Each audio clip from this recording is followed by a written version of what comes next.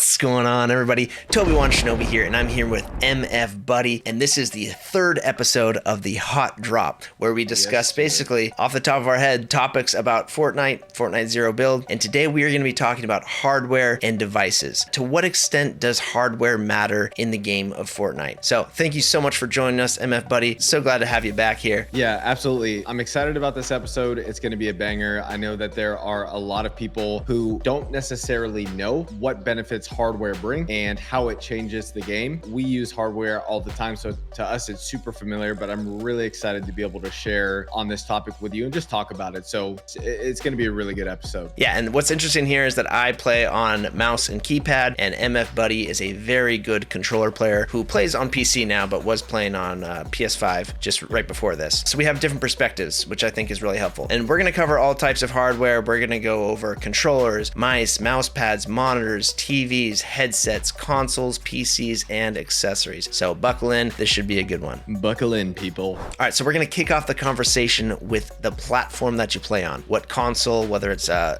mobile device, a Switch, a computer, a console. So let's talk about that. MF Buddy, I'd love to hear your thoughts on that. First, before we hop into that, just to put a little preface, we are going to make some comparisons right here, but just know that we're saying this from a purely analytical standpoint. We understand that not everybody is in the financial position to make some of these changes. We're just talking about the reality and comparing data. But to hop into it, when we're talking about consoles, really the main thing that we're getting to is frames per second. So, just to compare, there's three main consoles, right? We have the Nintendo Switch, the Xbox Series X, and the PlayStation 5. Fortnite on Nintendo Switch is limited to 30 frames per second, whereas Xbox Series X and PlayStation 5 have the ability to go up to 120 frames per second. Now, the difference between 30 frames per second and 120 frames per second is absolutely night and day. They're two totally different games being played, right? 100%. Yeah, 100%. When it comes down to if your main goal is to improve as a player and play at a more competitive, higher level, and you're playing on Nintendo Switch, you really should be considering if it's possible to make that jump either from a Nintendo Switch to an Xbox Series X or a PS5. That's kind of my thoughts, Toby. Why don't you kind of share a little bit on your... Yeah, and I love the preface there. You don't need an expensive piece of hardware, but to a certain extent, you kind of do, right? Like,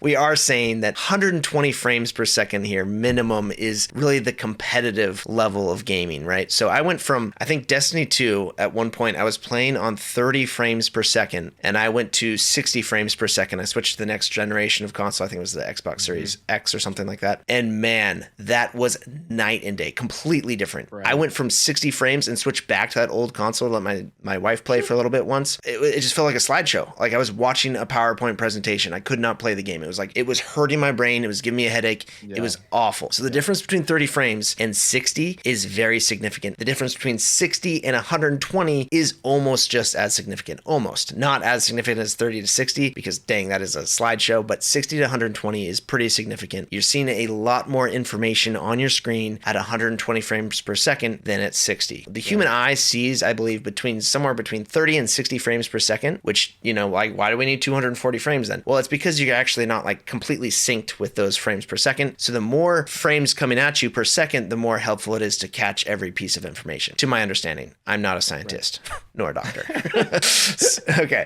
With that being said, also, mobile devices, there's a lot of them out there. I mean, I don't play, it's hard to think about, but people are playing on mobile devices. It's a great way to, play on a fairly affordable piece of hardware and maybe even cast it to your screen or whatever. But you got to understand that there are significant input delays happening there. If you're playing on a streaming device like the Xbox Cloud or Google, whatever it was called, you will have a massive input delay. Even if it says that your ping is basically 0 or 20 or whatever it is, your input delay is a whole different thing. Other than refresh rate or with, hertz, you're looking at input lag. So when you press the button on your controller, it's being sent to a server. It's then communicating that to the game, and then it's coming back to you and being displayed on your screen. And now that doesn't show any latency in the game in terms of numbers. It has a severe input lag between you making the input and happening on the screen. So So you got to understand that input lag is always a thing. So yeah, as far as consoles go, try to get to 120 frames per second. Try to get a new gen console. You can get them fairly cheap if you buy them used or you buy them on sale. It is expensive, but it is going to give you the most competitive advantage. Now, along with that, let's just talk about monitors, right? So you have a pretty good perspective of monitors. I think you've done quite a bit of switching between monitors. I'd love to hear your take on that. Yeah. So, just to start, there was a time where someone actually gave me a PS4. And I was playing on like a 36-inch TV, something like that. I didn't know what I was missing until I started making changes based off people's recommendations. Like I was still playing the game and enjoying it, but I had no clue how much at a disadvantage I was playing on that TV. I understand that there are certain big screen TVs that have certain refresh rates. They can crank out to 60, probably some of them out there that, even go 120. Yeah. But at the end of the day, you don't even realize, like if we're talking about a 55, 60-inch TV, the field of view that you have to cover with your head, you don't realize how much of a disadvantage that is. On a lot of these TVs, you will get extreme input lag delay. There are some newer TVs, but really on the pricey side where some of that is dealt with. But overall, making a change from a TV to a gaming monitor was the best decision I made as far as gaming goes. And when I first switched over to a monitor, honestly, it was an extremely budget-friendly monitor. I think it was $120. All things considered, that's really cheap for a monitor. It was an AOC 24-inch gaming monitor, full 1080p, 160 hertz refresh rate. Now, I was playing on PS5. I did not need anything more than that to start playing at 120 FPS and really be able to play more competitively. And that's a quick note, really quick, when talking about monitors. If you are going to make a jump and get a gaming monitor and you play on console, you do not need to get anything more than 120 hertz on the monitor. You will be wasting your money because PS5 is not able to go above 120, or the Xbox is not able to go above 120, if that makes sense. Yeah, and I think we're talking about 144 hertz is typically what monitors are sold at. Like 144 to 165, I think, is typical standard numbers there. Yeah. So yeah, Buddy makes some great points there about playing on a large screen TV. People that are playing on large screen TVs, you just have no idea really, if you haven't played on a monitor, the difference, right? A gaming monitor versus just a normal TV is night and day, unless, like Buddy said, you have a gaming TV. And even if you have a gaming TV, there's a very high chance there's still a large amount of input lag. I have a very nice 65-inch, fairly new, like 2 years old or something, Samsung upstairs that I play on with my wife when we play other games like Elden Ring. And I played Elden Ring on that TV on a Xbox Series X, and I felt good. Like I played Elden Ring, I was feeling good about it. I did have a hard time. Elden Ring's a hard game to begin with, right? I bring down Elden Ring and I play it on my computer just one time, and I'm like, oh my God, no way. The rolling is so fast. Everything's so responsive. Everything's so quick. I thought the game was just sluggish. I thought that was just Elden Ring, right? It's just kind of like sluggish. Turns out there's a huge amount of input delay. Even when I have game mode on my TV, it marketed a fast refresh rate, good for gaming. And people were like, yeah, that's good for gaming. No, I can feel a huge difference. Not even like slight, just huge difference. I went and played Fortnite on it. I couldn't like kill anyone. I was like, every fight, I felt like it's just this sluggish. No, the term I'm going to use is sloshy. Everything's sloshing around. Like you move your reticle or you move your aim, and it just feels like it's very like liquid, like fluid, like shh. Yep. You're always trying to like kind of catch up. You play on a monitor with a nice refresh rate and everything's good. It stops when it stops. When you let go, it stops.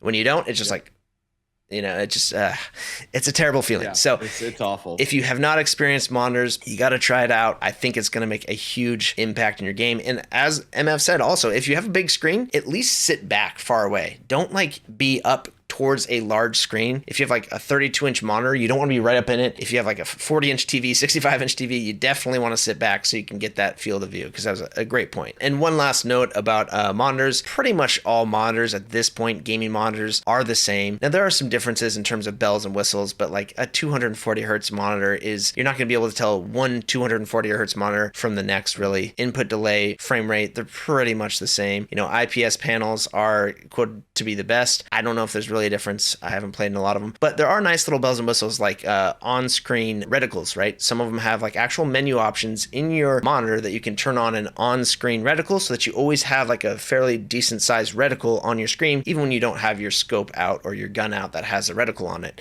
which makes hip fire easier in some instances. I used to use it. I don't really use it anymore, but I use a LG Ultragear monitor, which I recommend. They're very fairly priced for the amount of specs you get out of them. Very good monitor at pretty much every level. I recommend the Ultragear. And as far as the monitors go, currently for me, I am using the Samsung Odyssey G4 240 hertz monitor. Nice. But my very first monitor, I mentioned it earlier, AOC 24-inch, 165 hertz, flat, not curved, and it literally played it to no end. All right, next up, let's talk about controllers, the next absolutely essential piece of your gaming setup if you're a controller or console player.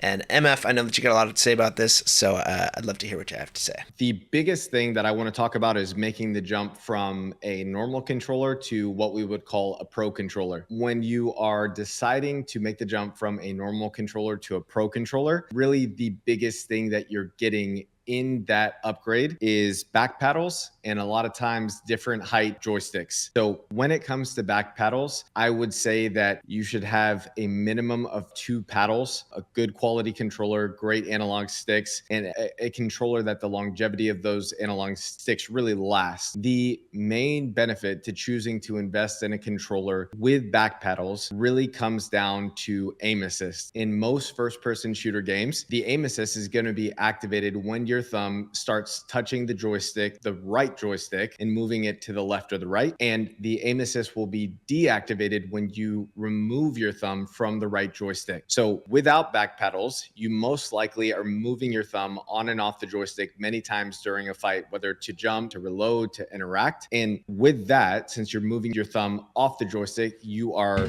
activating, then deactivating your aim assist. When you have back paddles, you no longer have to remove your thumb from your right or your left joystick, which means that you're able to keep the aim assist activated throughout the entire duration of the fight. And that ends up becoming a massive advantage when it comes to improving in Fortnite and just winning more games overall. Yeah. And not just aim assist. I mean, aim assist is a huge part of it. I totally agree. But also just keeping your aim going the whole time, right? It's very awkward to leave the aimer to press a button and then come back to it. So you're going to have much more fluid aim if you're not leaving the stick all the time to make inputs like jump or slide or whatever like that. You want to keep your thumbs on the sticks. It's super, super helpful. It cannot be overstated. So yes, I totally agree with that. Minimum 2 paddles really helps. I like to put my movement on my paddles, always have. I have a 4 paddle controller. I started with an Xbox Elite Pro controller wise. I went from the Elite 1 to the Elite 2. Very, very quality controllers, but the durability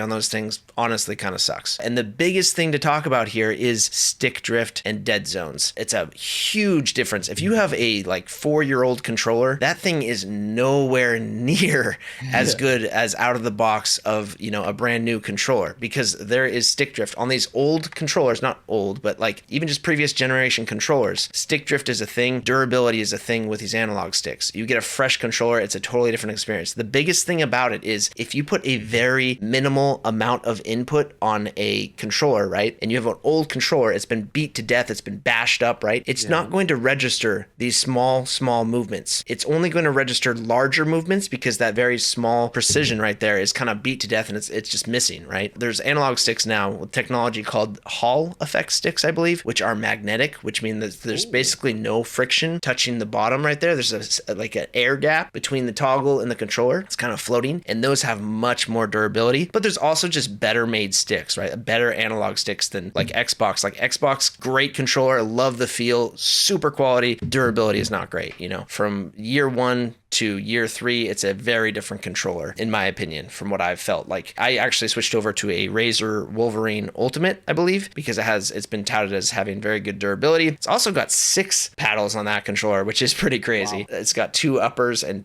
4 lowers. Now, what's really interesting about that one too is that there is a focus mode, a precision mode. You can hold down a bumper on the top of that and it cuts your sensitivity in half, or whatever you set it to. So you can have like really, really accurate long range accuracy if you just hold it down, and you get these really minor adjustments, right? For sniping, for like long range AR fights, you just you hold it down and then it's like really accurate, and then you let it go and now it's back to your normal speed. So that's really interesting. There are a lot of different cool things going on with controllers these days, and it's worth doing some research. I quickly want to just show you guys kind of a little bit. So I currently use the DualSense Edge Pro controller. And nice.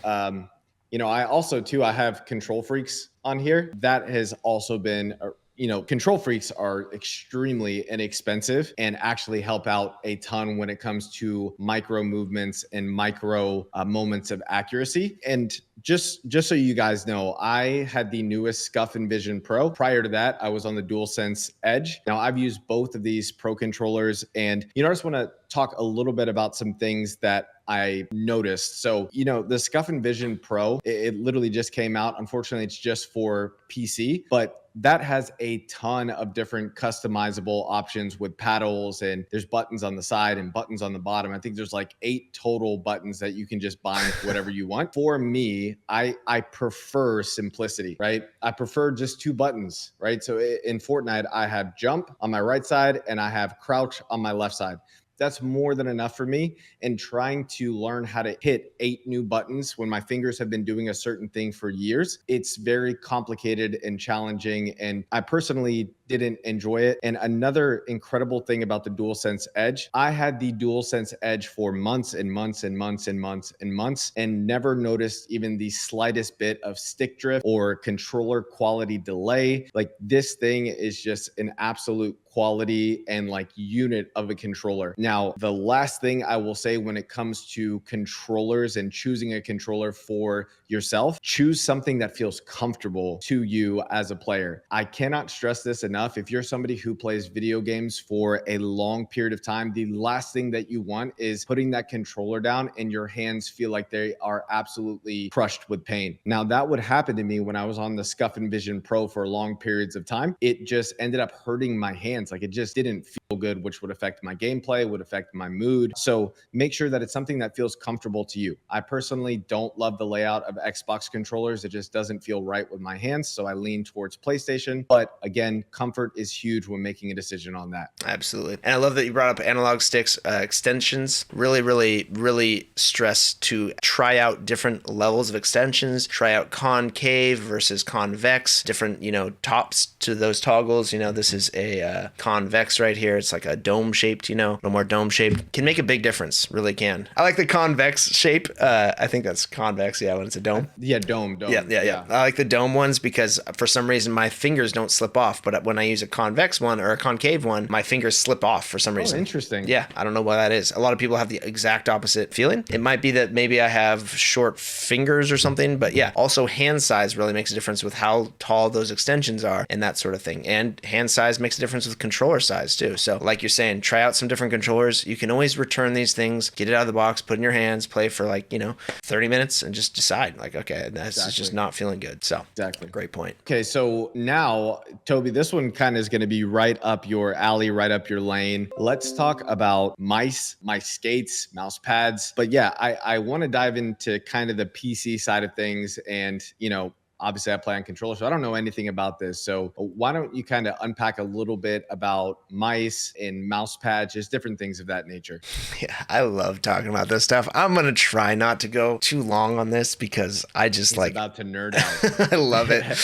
That's one thing that I love about mouse and keyboard is the amount of variance that you can get out of just a surface, right? And a feeling of a mouse. There's such different shapes to these mice, all different types of weights and all different types of sizes that are good for different types of grips. This is like super light, but also a very cheap mouse. I would not use that. It's my secondary computer mouse, but it's my first M11 or whatever. This right now is my go-to, my daily driver. This is the G303. It's Shroud's mouse, and it has a very weird shape. It has a diamond shape, and this is actually for a claw type grip. So basically, the only thing touching my mouse is when I grip it like this, which is a weird thing. I have my palm touching a little bit, and I've got these.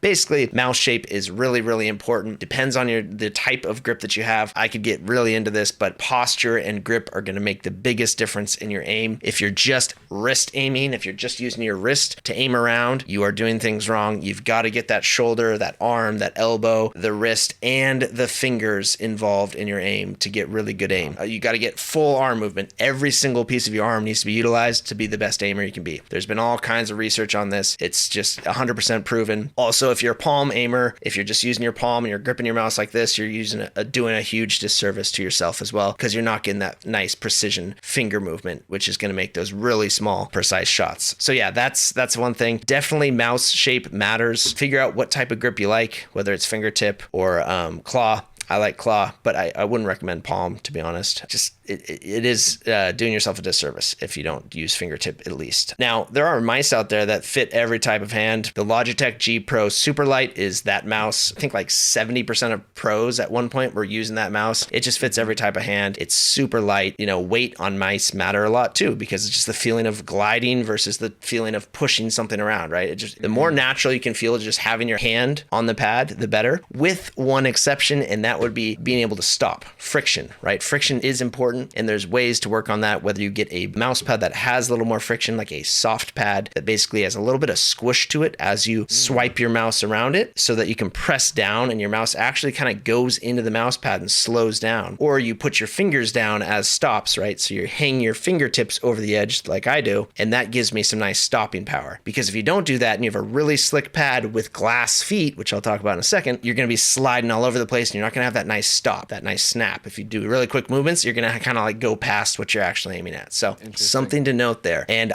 right now, I just yesterday switched to a new mouse pad with these glass skates. I have been on the Artisan mouse pad kick for a while, which is a very high-end mouse pads made in Japan that are like crazy different materials and surfaces that way too expensive, like $100 a mouse pad, but really, really good, right? This is my second one, different type. The first one was soft, and this one is more of like a rain jacket feel. It's called a Raiden, and it is super slick. And I've got glass skates on my mouse, which means that like it's actual glass. So it slides really easy. Typically they use like not Teflon, but some sort of plastic, right, on these bottom of these skates. Well, you can change the glass and it gets really, really fast already. Combine it with this mouse pad that is super slick, and this thing is literally like an air hockey table. Like I just push my mouse and I just touch it and it's just sliding across my entire desk. Let me ask you this before you go a little bit deeper into that. This is the first time, like leading up to our call today, that I had heard about mouse skates. So is that like a normal thing as far as like in the mouse and keyboard world? Because I had never heard of it. I see that on the bottom of your mouse. I'm like, this is incredible. Yeah.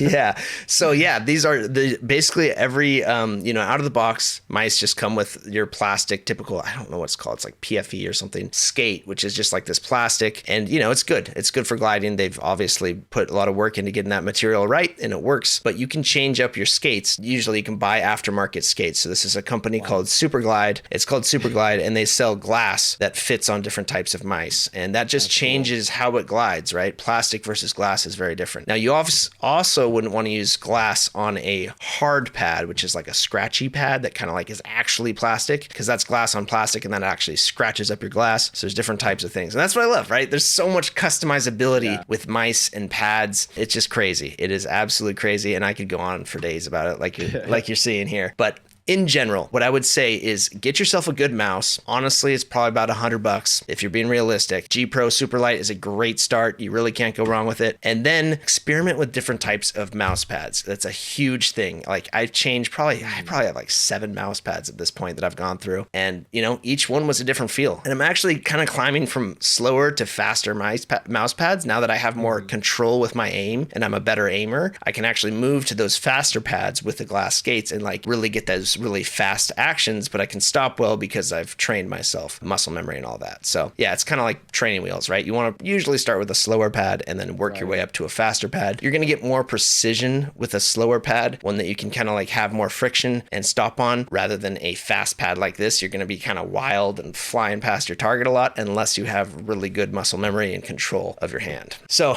I know that was long-winded, but No, absolutely.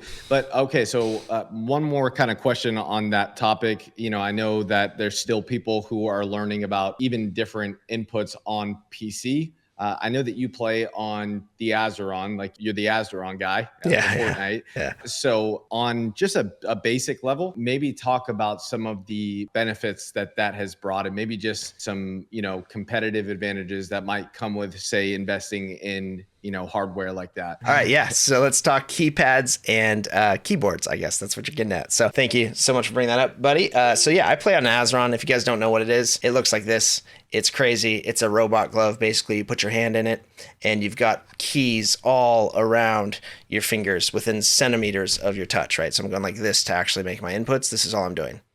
And this is my movement right here, my thumbstick. I get my thumbstick in there and I'm making movements like this.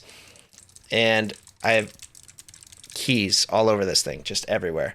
There's 29 keys on it, all at your fingertips, literally. Whereas a keyboard, right, is WSD movement, and that looks like this, right? So you've got two fingers that are kind of controlling your movement. Hard to see here. And there's a large difference between that, and that's why I switched over to a keypad, because I don't like to dedicate 2 fingers to movement when I only have 5 to play with, right? 2 of those doing movement, and then I've got 3 others to hit all my buttons. And I gotta be honest, keyboards, in my opinion, are archaic devices that are meant for word processing, not gaming.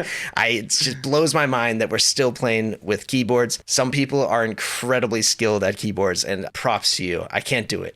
I've done it. I've done it enough, and I just don't like it. I just don't like the feeling of stretching my hands every which way in these awkward positions. I don't like it. I'd rather have a more natural feel, and that's why I went with a keypad. Now, if you're going to play on a keyboard and you're comfortable with playing on keyboards, that is great. Big props to you. What I would say is you absolutely have to invest in a mechanical keyboard. Do not buy like a $10, $20 membrane type of keyboard. And the difference between that is that it's a soft touch. You press it in and it kind of feels squishy. That is called a membrane type of input. And this is a mechanical, meaning that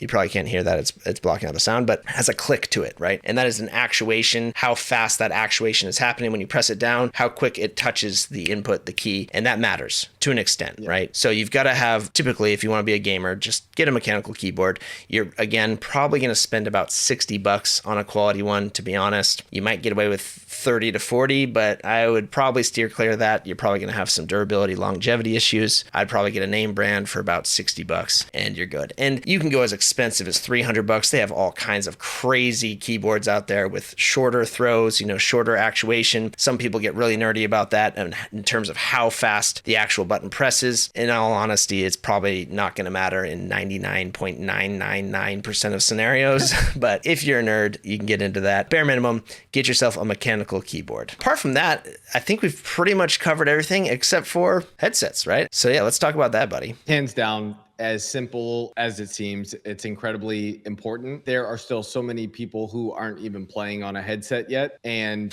yeah, that's crazy. That's crazy. This with love. I say this with love. You should stop that. You should just stop doing that if possible and get a gaming headset. Gaming headsets don't necessarily have to be crazy expensive as well, even though you can, the same thing you were just talking about, you can nerd out and get a crazy expensive headset with crazy specs and yada, yada, yada. But if I'm playing Fortnite and I run into somebody who has their audio going through, say, their TV, there are so many times when I can walk up on somebody and I just don't understand why they can't hear me, but I can hear everything, right? Yeah. And so as simple as this is, it's important to, if you can, invest in a decent headset with higher quality sound. Yes, we have visual audio cues in Fortnite, but I can't tell you how many times I pick up on somebody crouching on a floor above me, or I just hear something before it's close to me. So it gives me a competitive advantage in the sense that I can jump on things sooner than later because I've heard it. Whereas if I'm playing on like Apple headphones or my audio is coming through the TV, I'm just at a disadvantage against a better player. So I'd love to hear you kind of elaborate on it, because I know that you get way more technical with this stuff. No, but you're 100% right. Like, so with TVs, right, and most earbuds, you're just getting left and right. They can like kind of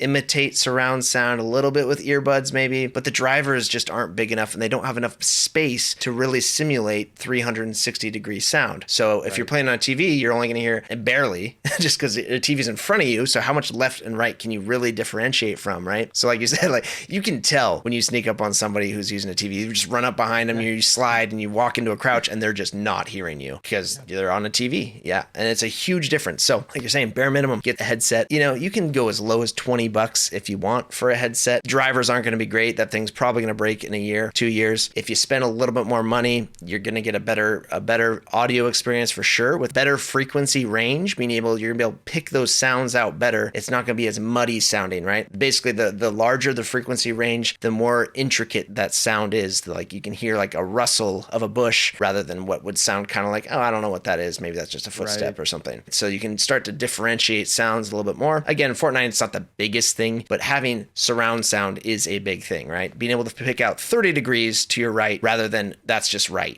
right? That's what you get with left and right on a TV. It's just that's somewhere to my right versus that's 30 degrees to my right, or that's 20 degrees behind me to my left, or whatever. If you want a quality headset, one that's actually going to be good with nice drivers, that's giving you really good frequency range, probably about $80, to be honest, is usually about the minimum you can spend. Anything less than that is probably kind of cheaply made. They're sacrificing some sort of quality there, and that's probably going to show up in the next year or two. And, in case anybody is wondering as far as like headsets and stuff like that, I use the HyperX Cloud 2. I want to highlight really quick wired, because that's just better overall to have everything wired. So wireless it's good in theory, but it tends to cause latency issues. It tends to cause just, it degrades performance on most devices. So HyperX Cloud 2 wired headset for me, and Toby, I'm not positive which one I use a wireless headset, but the difference between mine is that it's actually Wi-Fi. So it's not Bluetooth and it's not your typical wireless infrared. It's Wi-Fi. So it's a very expensive headset. This is a Arctis Nova Pro headset. It is a wireless headset, but again, big difference there is that I have an actual receiver that's sending out a Wi-Fi signal to my headset. It's like an actual bandwidth is Wi-Fi. It's much faster than if you're using infrared or Bluetooth. There's always a delay in Bluetooth, like you're saying. So wireless generally isn't good unless you're going to go to that next level, which is like Wi-Fi wireless. And this thing's just crazy. This headset is absolutely nuts. It's overkill, but I love it, and it is amazing. It's about as good as you can get for console type. I don't want to mess with like premium headsets out there that go up to $2,000. Some audiophile people like to use that for gaming, and they say that it makes a big difference. In reality, games don't have that large frequency that music does, that you're really not going to make that big of a difference. They talk about the sound stage and like, oh, I can hear everything. It's like, no, it's really not that different. Let's be honest. It's a video game. They didn't make the sounds all that crazy. Everything's kind of being mixed down to a lower sound quality in general, more compressed. Gonna lie, if I pay $2,000 for a headset, I'm going to say that it changed the game forever, because I just can't stomach spending $2,000 on it. I'm just going to say that I heard sounds that didn't even happen, and just tell everybody else like, oh, you didn't hear that, but I'm lying. The big streamers do use $2,000 headsets, and they'll say that it makes a difference. Actually, some of them are like, yeah, it makes no difference, but it does. They're more comfort. Oh, and the last thing I'll note about headsets, comfort is a huge thing. It's a huge, huge thing. This headset has a band, like a headband on it, you see? So it actually sits on top of my head, and I don't have any actual like foam or anything resting on my head. So it literally feels like it's just floating on my head. It's really comfort. Really cool. Yeah, it's a ski strap, I think. I don't know. Goggle strap. I don't know what they call it, but that's the theory here, is that it's like really just like kind of floats, and it's really nice. Yeah. I really like it. I've had headsets in the past that have been very uncomfortable after like 4 or 5 hours of gaming. That sounds long, but we've all done it. 4 or 5 hours of gaming, your ears start to hurt, like kind of get pressure on your temple. Just doesn't feel good. So comfort is definitely a thing. If you're going to be playing extended hours, if you're a real sweat, just get a good headset. And if you have a large head too, you're going to want to make some considerations about the size of the headset, how big it can go, if it's going to be good for your head size, right? So yeah, I think that pretty much covers it. That was kind of nerdy. We went in depth a lot. I hope that it helped. I know there's a lot of people out there that, are confused about this stuff. Not confused, but just like they don't know what they don't know. And I hope that this clears it up. I also, like Buddy said earlier, I really want to make this clear. Like, you don't have to spend a ton of money on stuff. You don't have to get the great quality. You don't have to get the best quality, but just get good quality, right? Good quality is going to make a difference in your game. Let's be honest. It is somewhat pay to win, you could say, to a certain extent, right? If you're on 30 FPS on a tiny little screen and you're playing off the sound of the screen itself, no headset, and you're on the device controller, you're at a massive disadvantage. You're also playing in different lobbies. You may not realize that, but if you're on a Switch or if you're on a mobile device like a phone, you're actually playing in lobbies that are just mobile devices and phones. Now, people can get different accessories to actually play on a controller on a phone, or they, link their controller wirelessly to their phone. So they're playing on a controller, but they're still playing against other mobile devices, which is a different quality of player. Usually, I'd say like 90% of mobile device players are just playing on their mobile device and they're, pretty awful. It's hard to be precise on a mobile device. And then there's that 10% that have like gotten the controller and they're good. They're very good, but you're still playing against 90% of people that are bad. So in terms of improvement, you're also not giving yourself the best growth there because you're playing against easy players. So yeah. As you were talking about that, it just made me think about like really what hardware does. So you were saying, mobile players are going to all play with mobile players. And, I had this thought. I was like, that mobile player could be the best video gamer in the world, but he is simply held back because he is playing on mobile. So the hardware itself is limiting him from his potential, right? For sure. So when you are a good player, there truly might be things that are limiting you as far as skill improvement and potential goes. And really the big thing that we're trying to shine light on is there are some of you, and we know some of these players, they are great players, but if they would just get a new monitor or if they would just get a better controller, it would actually unlock them and give them a higher ceiling to be able to pursue. So the big thing I want to highlight is, yes, there's a lot of things that are pay to win, but you yourself might be a phenomenal player and you just don't know it because the hardware is holding you back. Yep, for sure. And if money is an issue, guys, I totally get that. Like, not everyone's in the same place financially, but let's be honest, you can, if you're creative, if you look up ways on the internet, you can find a hustle to make $500 in a couple months, probably just mowing people's lawns, shoveling snow, whatever it is, painting people's fences, whatever it is, get a Huckleberry Finn on it. Manual labor is hard, and it's hard for a reason. It pays well because it's hard and people are looking for it, right? People to pull weeds. You can't get anyone to pull your weeds these days. Everyone's just wants to, use a weed whacker. If you're that guy that's pulling weeds and you're advertising that, people will pay you big bucks. But yeah, you got to put in the work, right? So if you're young and you got no money, you can figure out a hustle to get there. If you really want to improve, you just figure out ways to do it. That's the honest truth, right? So like if it's that important to you, you find a way to improve. And a lot of times that's going to be improving your hardware. And yeah, you just got to find a way. Absolutely, man. All right, guys, that was episode 3 of the Hot Drop. Again, with MF Buddy. Go ahead and check him out on YouTube. I'm leaving his link to his YouTube channel in the description below and the video comments, as well as links to all of our recommended products in the description as well. Thank you all so much for your time. We really appreciate it. Shinobi and MF Buddy out. GG's, y'all.